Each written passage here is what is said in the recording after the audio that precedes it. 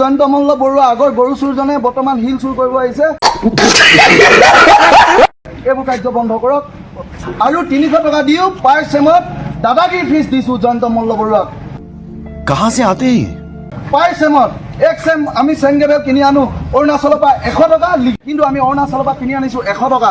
জয়ন্ত মল্ল বৰুৱাক আমি কিমান টেক্স দিব লগা হৈছে? 200 টকা। তো সৰ্বসাধাৰণ ৰাইজে ইয়াত পেঙেৰি অঞ্চলত যিমান ৰাইজ আছে তেখেতলোকে নতুন নতুন এটা ঘৰ বনাব লৈছে।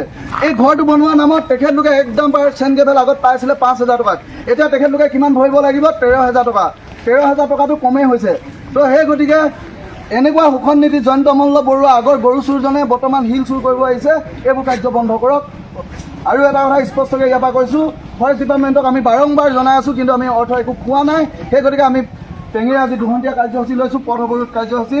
আপোনালোকক আমি ইয়াৰ পৰা জনাইছোঁ, আমি ছ'চিয়েল মিডিয়াতো জনাইছোঁ, অতি সোনকালে বন মন্ত্ৰী জয়ন্ত মল্ল বৰুৱাই এই আইনখন উঠাই লওক।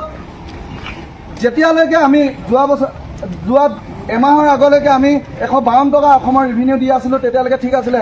তেতিয়া বন বিভাগৰ কিবা ক্ষতি হৈছিলে নেকি? তেতিয়াতো বন বিভাগ ভালকৈ চলি আছিলে, ডাম্পাৰসমূহ ভালকৈ চলি আছিলে।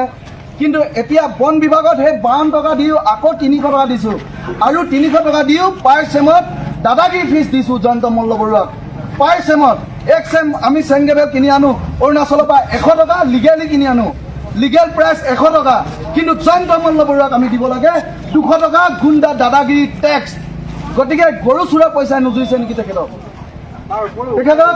মাছৰ চিণ্ডিকেটৰ পইচা যোৰা নাই নেকি?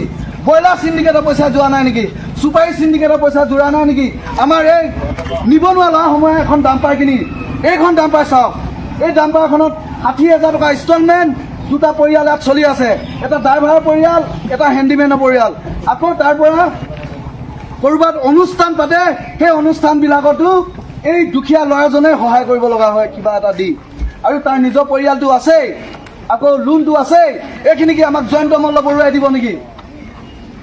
আমি যদি ইনকমৰ এক গাড়ী চেংগেবেল বিক্ৰী কৰি আমি 3,000 টকা পাওঁ গাড়ী ভাড়া, উইথ গাড়ী ভাড়াৰ সৈতে, তাৰে যদি আমি 2,000 টকা জয়ন্ত মল্ল বৰুৱাক দিওঁ, আমি 1,000 টকা, 500 টকা ড্ৰাইভাৰজনে লয়, 300 টকা হেণ্ডিমেনজনে লয়, 200 টকা আমি কি ঘেণ্টা পূজা কৰিম 200 টকা লৈ?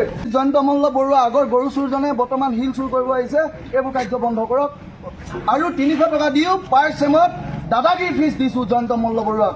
পাৰ চেমত এক চেম আমি চেংগেবেল কিনি আনো অৰুণাচলৰ পৰা 100 টকা, কিন্তু আমি অৰুণাচলৰ পৰা কিনি আনিছোঁ 100 টকা। জয়ন্ত মল্ল বৰুৱাক আমি কিমান টেক্স দিব লগা হৈছে? 200 টকা। তো সৰ্বসাধাৰণ ৰাইজে ইয়াত পেঙেৰি অঞ্চলত যিমান ৰাইজ আছে তেখেতলোকে নতুন নতুন এটা ঘৰ বনাব লৈছে। এই ঘৰটো বনোৱা নামত তেখেতলোকে একদম চেংগেবেল আগত পাইছিলে 5,000 টকাত, এতিয়া তেখেতলোকে কিমান ভৰিব লাগিব? 13,000 টকা।